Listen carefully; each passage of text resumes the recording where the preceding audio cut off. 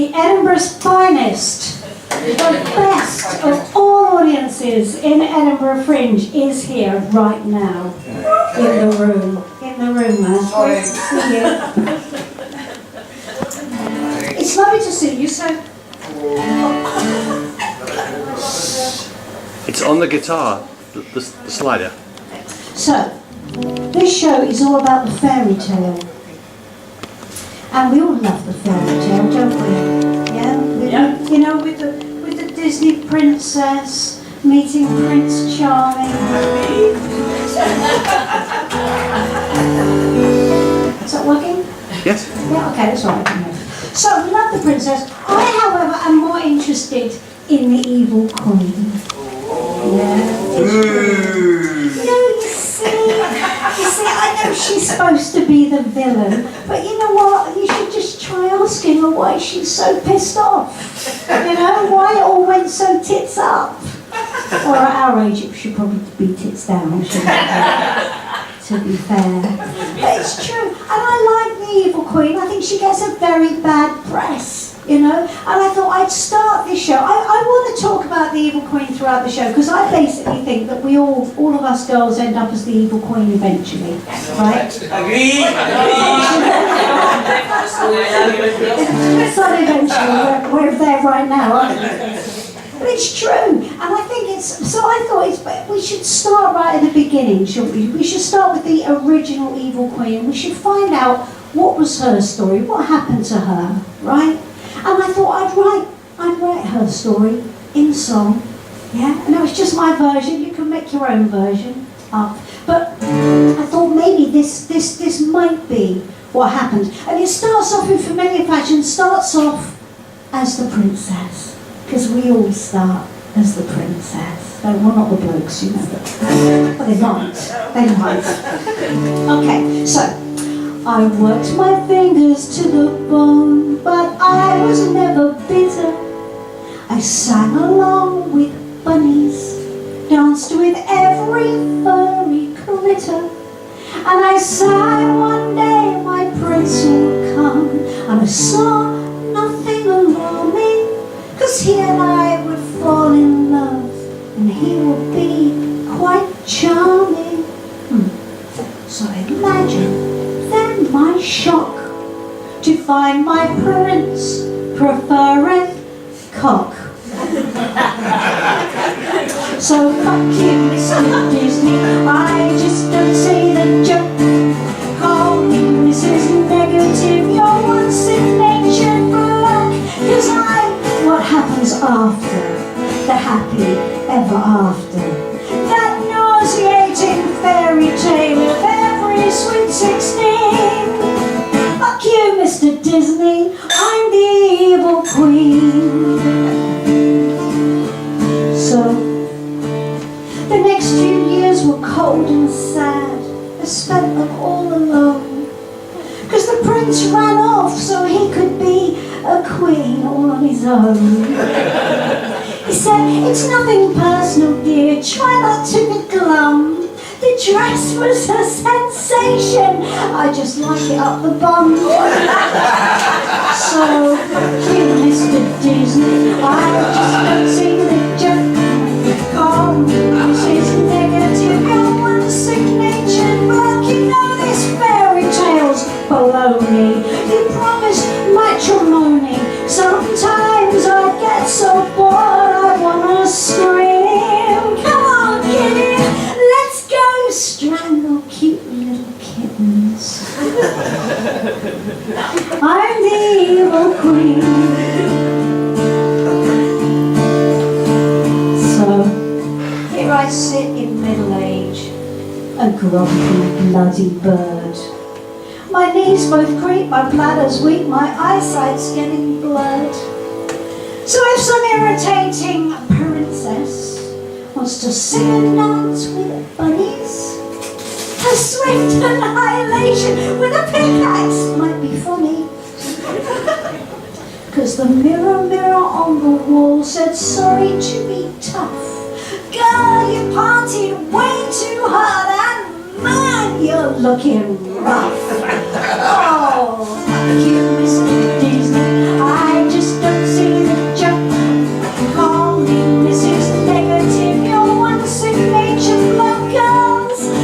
once you reach the menopausal bit, you'll find you just don't give a shit. Is it so bad to poison your teen? Well, come on, you might as well enjoy it.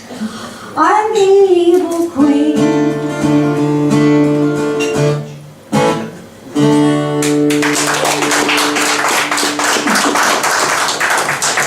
Thank you. So now we all know where we are.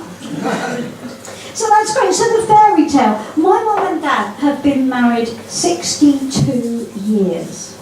62. I know, man. And it's true. People clap that like it's some sort of achievement. It's supposed to be the fairy tale, isn't it? It's what we all aspire to. Yeah. The thing. My mum was 14 when she started going out with my dad. 62 years later, right? And they have fought like cat and dog every single day. Yeah? It's a special kind of fairy tale, isn't it, yeah? And my mum and dad are EastEnders, right? And just to sort of give you a bit of a background on my family, my dad has done our family tree. Everyone's into the whole DNA, the whole family tree thing, right? Does anyone know Shoreditch? You know Shoreditch in East London? Shoreditch is like the cool hipster area of East London, right? Used to be really rough. Now the coffee costs £5.50 a cup, and it's cool, right? Still a bit crap, but it's cool. So basically, it's the cool area, right? And my dad traced our family back to 1760, right, to Shoreditch, yeah? Which makes us cool, doesn't it? Because basically, we were in Shoreditch when it was a proper ditch, right? Yeah, I think that's kudos to us. And my mum, I like to think of her as the original EastEnder evil queen, right? So just to give you an example of a typical day, right? So basically they're reading the Daily Mail, because they like the Daily Mail, right? And there's this article in the Daily Mail that says, right, that men, statistically, in long-term relationships, usually die first, right? Must be true, this is in the Daily Mail, right? So basically, my mum, right, got quite excited, right? She started getting the cruise brochures and booking tickets for one to Magaluf, things like that. I thought it was a little bit, just a little bit, insensitive, shall we put it like that? And my poor dad sat there, right, he's reading his crossword, yeah, and I thought, oh, poor dad, you're all right with this, yeah, it's all right. I said, so go on, what do you think then? Why do you think men in long-term relationships normally die first? And he didn't even look up from his crossword, he just went, because we want to.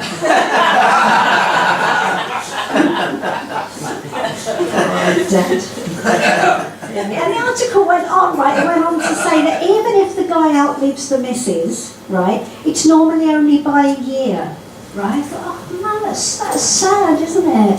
Maybe they die of a broken heart. Maybe it's a romantic thing. Yeah? And my mum chimed in, no, be starvation. I don't know. So who remembers being young and in love at the beginning of the fairy tale? Who remembers that? Anyone young and in love? Anyone in you guys, you in a new relationship? It's all right, it's fine. It's fine. There's no spotlight, it's fine. You have complete anonymity. What you say in here goes on social media. No, it's not true. It's not true. Now, how long have you been together? Just a simple question. Like 4 months. That's so sweet and lovely, isn't it? Oh, bless. See, they're in what's called the limerence period, right? Where basically they just, everything they do, it's adorable, right? So he's going to have some really annoying habits and she's going to think they're lovely. We've got about 18 months, okay, before the hormones run out, right? And then what happens is all those annoying habits, right, they just really piss the other person off, right? So, and this happened to me, right, in my relationship, it happened to me, apparently there was a lot of really annoying shit, right, that I do, that apparently really pissed the other person off. I had no idea, right, I had no idea that was me, I didn't know that I was the annoying one. So I thought I would write a song, and this song would have in it all of the things that my partner found so irritating, right? Now it's quite a long song, so you might want to strap in for the ride. Okay. So I'll do hers later. No, you've got none. You've got none at all. Only me. So basically what happens with this song is it was weird because when you write a song, halfway through the song it takes on a life of its own sometimes, right? And this song made its own decision about where it was going to end. It wasn't what I'd planned, it just made its own mind up, right? Because when you do creative things, they sort of come to life. And so this song made the decision, and so just to let you know, guys, that if any of you have a tendency to micromanage, right, just check the end, maybe reconsider. So it's called the self-improvement song.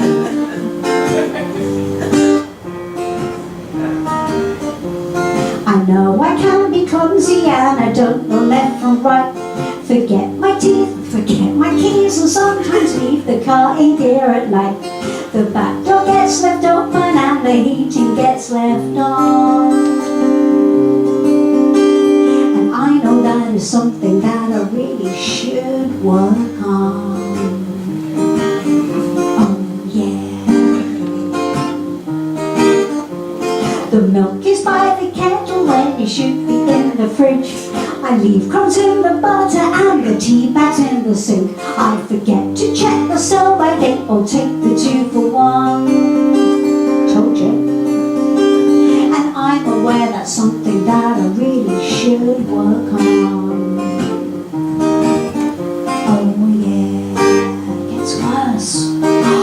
Cause my hangers are all empty, cause my clothes are on the floor. Too old to be a teenager, you told me that before. You would think that I'd remember, you've been saying it for so long. And I think that is something that I really should work on. Oh yeah. I didn't follow the instructions when I microwaved that meal. Forgot about the tin foil or puncturing the seal. It was just a small explosion, you'll be fine before too long. Oh, but I think that is something that I really should work on. Oh yeah. And you say that I don't think things through, and logic's not my thing. Logically, I could have said those brakes need adjusting. Oh, it was such a nasty accident. I miss you now, you're gone. Oh, but I think that is something that I really could work on. Oh, yeah.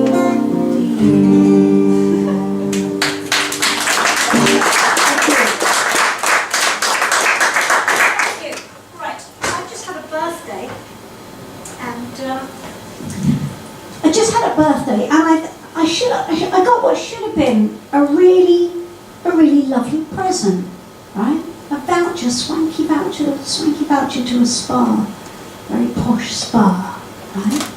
Yeah, guys, you'd think that must be a good present, wouldn't you? Yeah. Kudos to the guy, kudos to him. Trouble is, I don't like spas. These room temperature girls, you like a spa? Yeah. What about you, like the spa? No? What about the back? We have a room temperature spas. What do we think, ladies?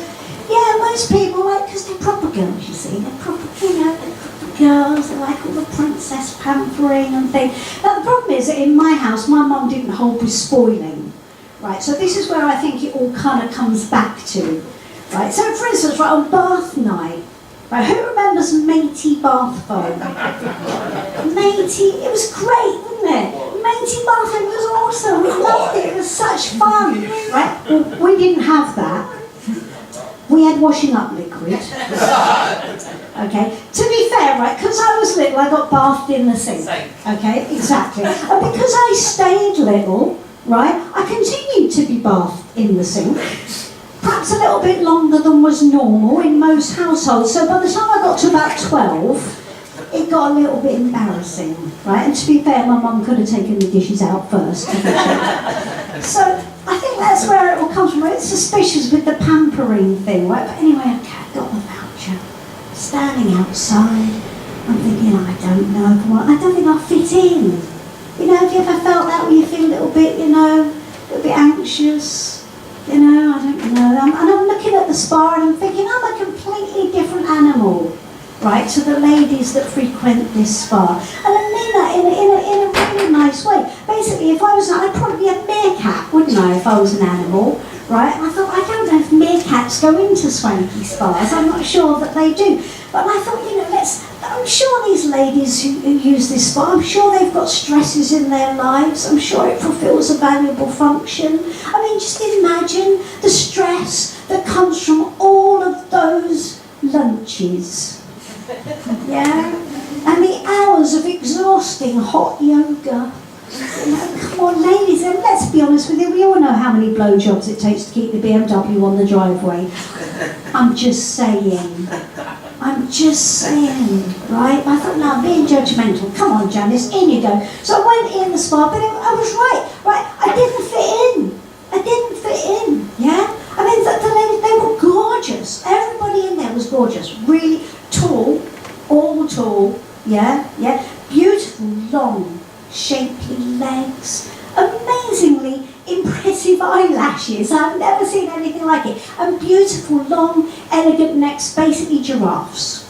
Okay? To be fair, they didn't have the little horny bits on top, right? But they were giraffes, they were gorgeous creatures, and then suddenly it made perfect sense.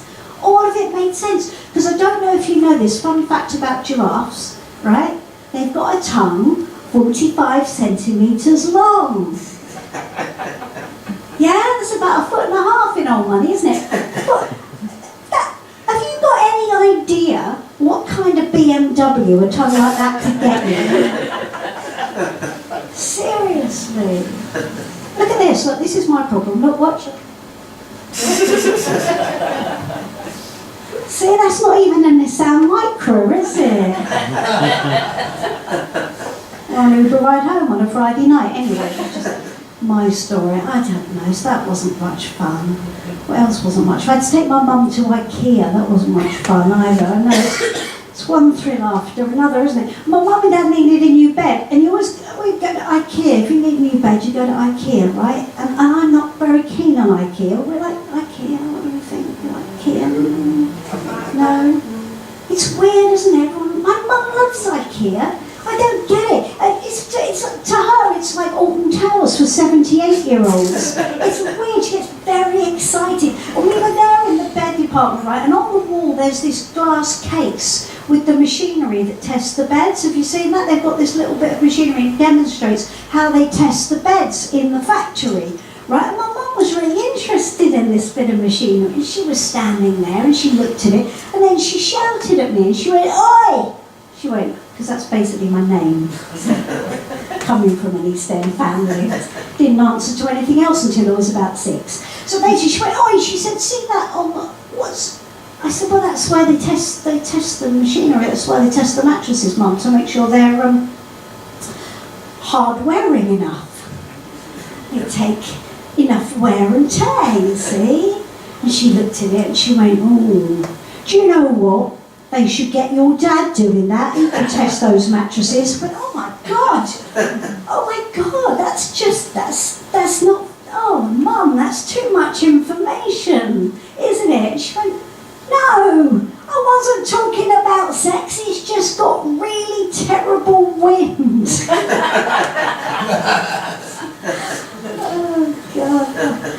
I wish I'd made that up. I really do. So I don't know, it's kind of, I have an issue with IKEA. Okay? I'm not much keen on IKEA. I think it's a big con trick, if I'm honest. I think the whole thing's a con trick. I think they've got this whole thing going, but I know some bright spark came up with the idea, I know, let's make this whole shop, right, knock a little bit off, make them make the shit themselves, right, because it's a bit shit, they'll never know, they'll think it's their fault, right, yeah, we'll say to them, we'll give them the tools, right, bollocks they give us the tools, they give us a couple of little, what is that, and you walk in, you want a bedside table, you walk out with a packet of firewood, it's no good, is it? I I don't want it. And I thought, it's dangerous. I want them to take the responsibility for the end result, not me, right? What would happen if it spread? What would happen if it spread to other industries? Just it's a dangerous, press the end of the wedge, people. We've got to take a stand.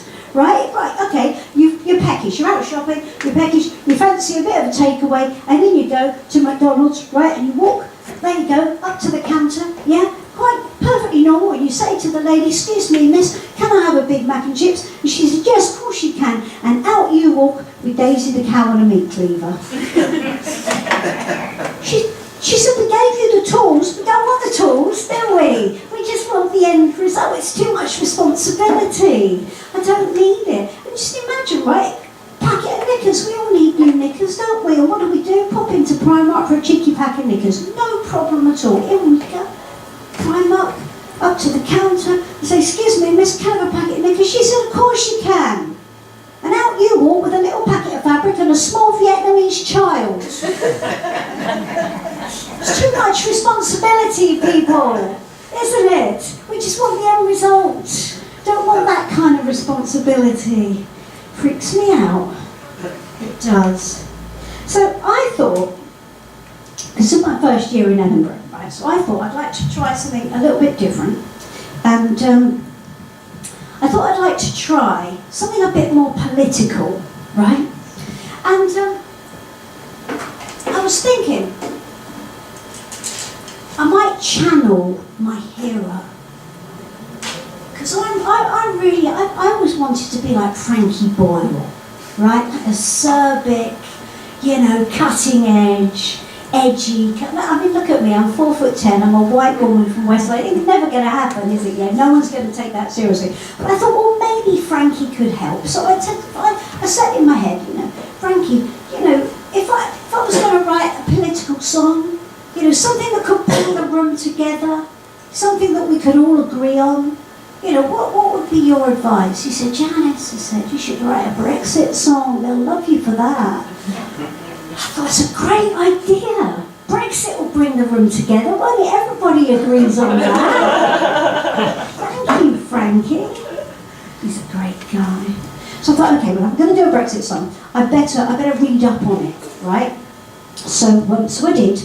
I read up about all the issues. I thought, right, okay, I think I might be a bit thick, if I'm honest, right? Because I've read up on the issues, but I don't understand the socio-political ramifications of leaving the customs union and the European Economic Area while rejecting the jurisdiction of the European Court of Justice. Bearing in mind the single market represents 25% of global GDP and relies on the successful negotiation of an EU-UK free trade agreement and the creation of a new UK-US FTA based on the proposed transatlantic trade and investment partnership. Woo! I thought, that doesn't bloody rhyme, does it? Right?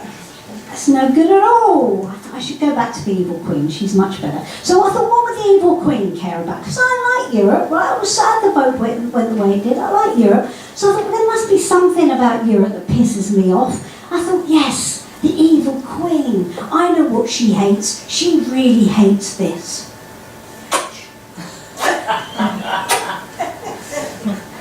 Kissing. Well, I love the French, Italians and all things continental. The idea that we're splitting up, I think, is frankly mental. But there's one thing I just won't miss. One thing makes me skittish. I never thought I'd say it, because it really isn't British. Kissing. I hate this kissing. You see, I'm vehemently opposed to jousting with my nose. Kissing. I hate this kissing. This thing has just become a bloody farce. You can kiss me once for free, then kiss my single kiss for grandma, your auntie or your mum, or fine until the French chimed in. Kissy cannot be won, because you eat let bubble and they squeak Sozel, you never can be chic. Mon ami, kissy as of a cheek. Now look at what they've done, they've got us kissing. We're all bloody kissing. Well, it's just an affectation with a tricky face gyration. Kissing. I hate this kissing. This thing has just become a bloody farce. You kiss me once for free, then kiss my arse. Who was the Englishman sipping at his tea, who listened to that Dutchman who insisted it was 3?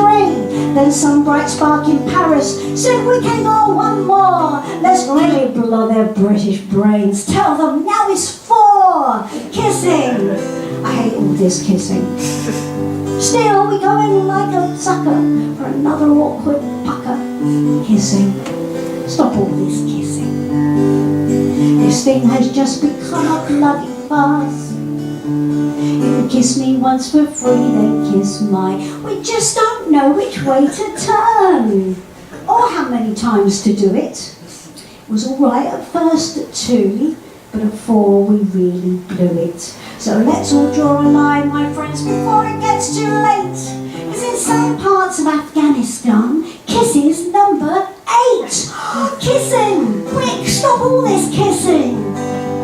You know, it's in our British DNA to greet a stranger with dismay. Not kissing! We don't do kissing!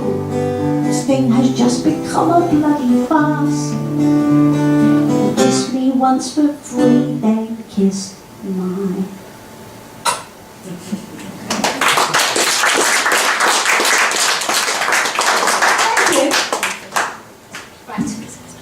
So I think we're about halfway through the show, and I think at this point it always feels like the right thing to do to share.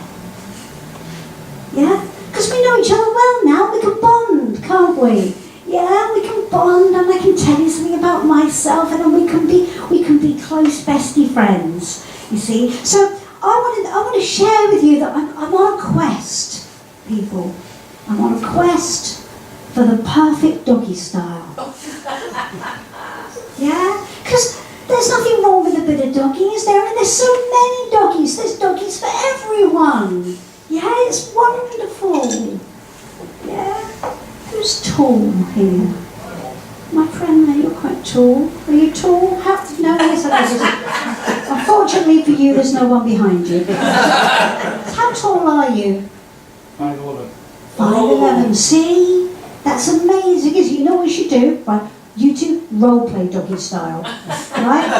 Well, it's brilliant. Right, all you do, it's very simple, you dress him up as a lamppost and then you pee on him. Yeah, that's great, isn't it? How long have you two been together? No, go on, answer that. I love the one that... 22 years? 20. Oh my God, you got it right. Bless him. Well, that's brownie points later. That's really cool. So basically, it's going to be married doggy style for them, right? You know what that's like. You've been doing it for years. He sits up in bed, so you roll over and play dead. Yeah? See what I mean? It's great. I don't know, there's so many. You know, when you've been in a relationship a long time, it's hard to keep the flame alive. It is, isn't it? Let's be honest, it is. You know, and the guys, you know, it's exhausting. They want all the positions, don't they? It's tiring, isn't it, ladies? It is. They don't understand. You know this one, guys, this upside down one, you know that one? The upside down one, you know that one? Yeah? It doesn't look any better that way up. Just word to the wise. So, I don't know, it's tricky. You know, I think by the time you've been in a relationship a long time, you're into the advanced positions. Now, my friends, they're after 4 months, they're nowhere with the advanced positions, are they? Not like us.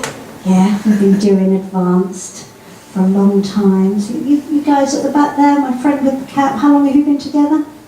3 years. 3 years. Oh, they're probably still having sex and everything in 3 years, aren't they? Bloody hell. So they're not advanced, not like us people. You know, my favourite advanced position, right? We've been together a long time. You might have tried this. You definitely have tried this. Okay, it's great, you know. The librarian. Yeah, you guys are probably experts. Yeah, it's great. Back to back with a good book. Absolutely. Now we're in the room. So I don't know. It's tricky. I thought, you know what? It's not too late for a bit of classic doggy, is it? I thought. So I moved to Twickenham.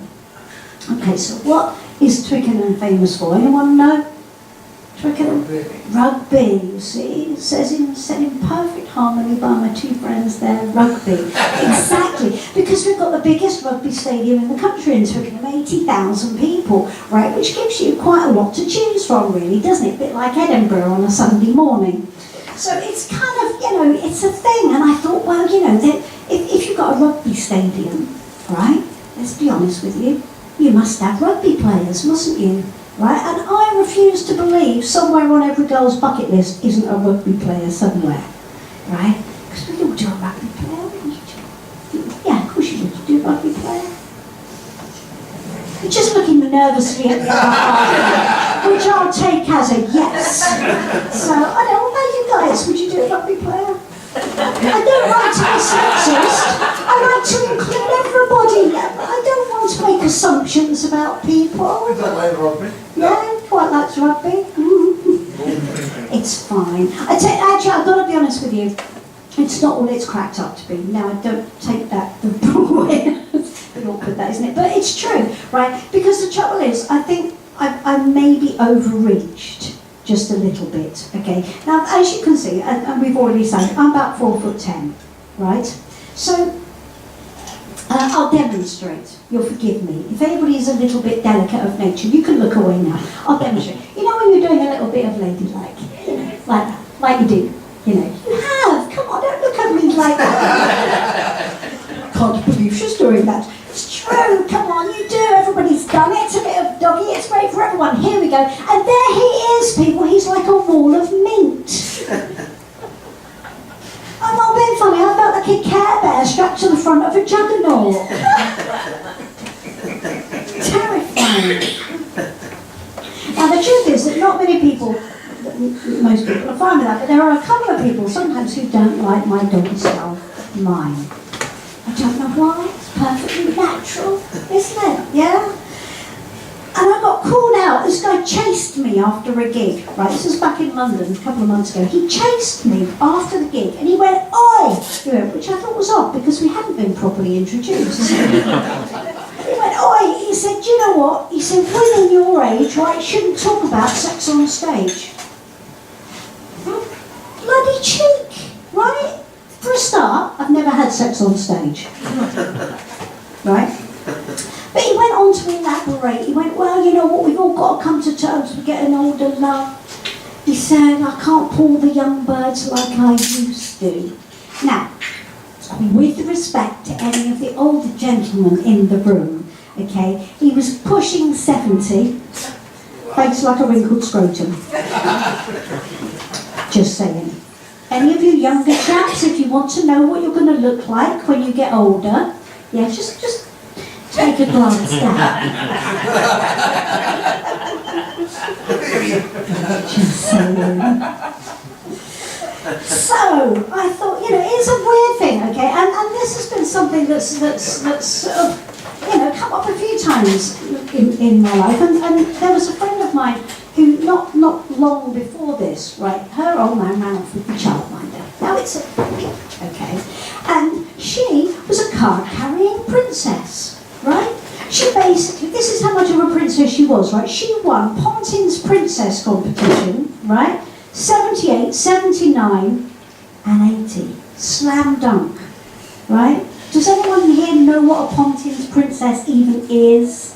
Oh, for goodness sakes. Okay, so Pontins, right? And then the little girls dress up and they have the crowns and they're princesses, right? And it's like a kind of homecoming queen thing. So she won that when she was quite little, and that made her a princess for the rest of her life, right? Until the childminder basically said to her, "Well, now the dust has settled, maybe we can be friends." And that was when my friend pivoted into her evil queen phase, as would be the case, wouldn't it? So I decided to write a song for my friend.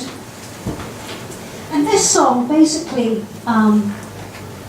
this is what I think she should have said to the childminder, okay? And if she could write songs, I'm sure this is what she would have said. Because let's be honest with you, not all they're cracked up to be, are they? You know, once they reach 50. See, I'm not trying to be funny, but how could we be friends? I have nothing in common but the same bad taste in men.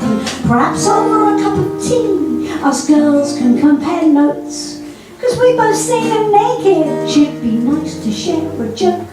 He's over the hill and far away. That's what the ex-wives say, oh dear.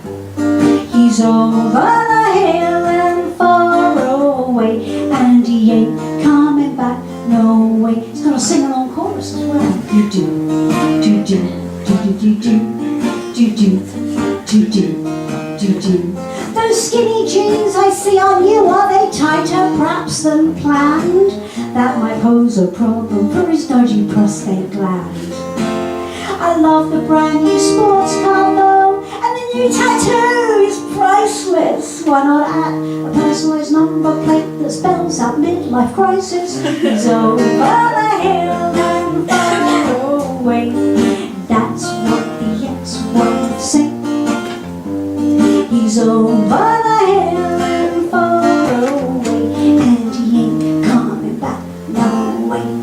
Do do, do do, do do, do do do, do do, do do, do do. A little friendly bedtime hint.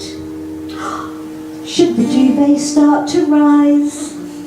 That Bombay mix and lager combination's most unwise. The noise can be alarming, but don't panic, all is well. At least you'll find out over time you lose your sense of smell. He's over the hill and far away. That's what the ex-wives say. He's over the hill and far away, and he ain't coming back, no way. Do do, do do, do do, do do do do. Do do, do do, do do. So happy to be civilized, and please don't think I'm bitter. But we got more than we bargained for when we hired our babysitter. So I'm not trying to be funny, but as friends, I think we blew it. So I'm taking the house, the money and the car, and I think I'll leave you to it. He's over the hill and far away. That's what the ex-wives say. He's over the hill and far away, and he ain't coming back, no way.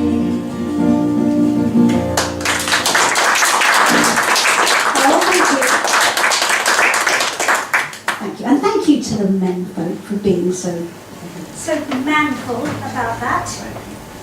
I was told I couldn't play that at one of the Edinburgh shows because they said it would alienate the males in the audience. They've got broad shoulders in here, haven't they? It's fine. So I don't know about all this thing about, you know, trying to find the young girls and the young blokes. I mean, to be honest with you, right, I think the blokes got a better deal with it, really, haven't they? Because, you know, 19-year-old girls, they're lovely, aren't they? They're beautiful princessy things, they're gorgeous with the hair, you know, and the smooth skin and the hope. You know, it's lovely. What do we get? We get 19-year-old boys. That's no good to man nor beast, is it? And the trouble is, I can't tell the difference between a 14-year-old and a 27-year-old anymore, right? So this facial hair thing that's been going on. It's true, there's 14-year-olds walking about with Chewbacca on their chin. It's like a testosterone explosion. And what have we been doing, ladies, over the last 30 years? We've been shaving and lasering and plucking and flipping Vating and Venusing, and we couldn't get any more bald if we tried. Yeah. I can see you're an advocate. You know, the trouble is, right, the bolder we get, right, the hairier they're becoming. It's true, isn't it? See, I've got this theory.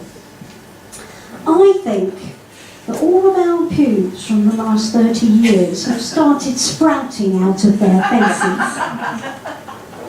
You see my friend up there in the cap? Yeah? It's Very nice. Very nice. Are you together? You two? You going to kiss him goodnight tonight? Face pubes. Just word to the wise. Face pubes. It's true. I mean, come on. I'm a child of the 70s, ladies. I'm not ashamed to admit it. I'm quite happy with the fact I'm a child of the 70s, and I believe in a 70s aesthetic. If you take my drift. Okay? And I come from a time when a Brazilian meant a proper fucking jungle. Okay? Yeah? None of this deforestation in those days. Yeah? It's bad for the planet, people. It really is. So I don't know. I mean, what could I do with a 19-year-old? It's tricky, isn't it? You know? I don't know. I mean, look at my friend there. The sweetie, look at him. How old is he? I had a feeling he might be. 19. What's your name, darling? Isaac. Isaac. Oh, biblical. I'm liking it. I'm liking it. Oh, Isaac, I bet your mum's proud of you though, isn't she, eh? You should ask her. She won't be after I've finished with you, Isaac, that's for sure. I don't know. Isaac, have you still got your duvet? What, let me see, I've got to guess. Would it be Star Wars or would it be Doctor Who? Which one, Isaac? Doctor Who. Doctor Who. Yes. It's just, it's a thing, isn't it? It's a thing, guys. You know, I mean, Isaac seems a very nice boy. I mean, he's lovely, look at him. I can't believe he's got nothing of interest to say to me at all, has he? Isaac, I don't give a fuck whether Xbox is better than PlayStation. We'd have a problem, wouldn't we? You know, and to be honest with you, you know, I mean, you know, just girlfriend aside for a second, you know. If Isaac and I did get it together under his Doctor Who duvet, which he'll never look at in the same light again. You know, if you did, Isaac, you know, I might embarrass myself. I might look at Isaac and go, you know, how was school? It's a tricky one, isn't it, you know? I mean, thank goodness Isaac hasn't got the hipster beard. That's one thing, that's a good thing, because Isaac, if you did have the hipster beard, and we did get it together, me with my 70s aesthetic, we'd have a very nasty Velcro situation. Yeah, I might consider moving over to my friend with the cap. Because the good thing is, you see, like he'd never escape, would he? Right? No one would hear him scream, would they? Oh, it's a tricky thing. I don't know. I don't think it's worth it, really. So I think I'm nearly coming to the end of my time, though. So there's two things I've got to do. So I've got to leave you with the wise words of the evil queen to send you on your way. And Isaac and what's your name, sweetie? Charlotte. Charlotte. Yeah. Charlotte. Isaac and Charlotte, who are absolutely lovely. And I wish them all the luck in their journey ahead. So the wise words of the evil queen you should take with you and hold as a beacon of truth. Okay? Basically, darlings, just remember, love is like a fart, right? If you got to push it, it's probably shit.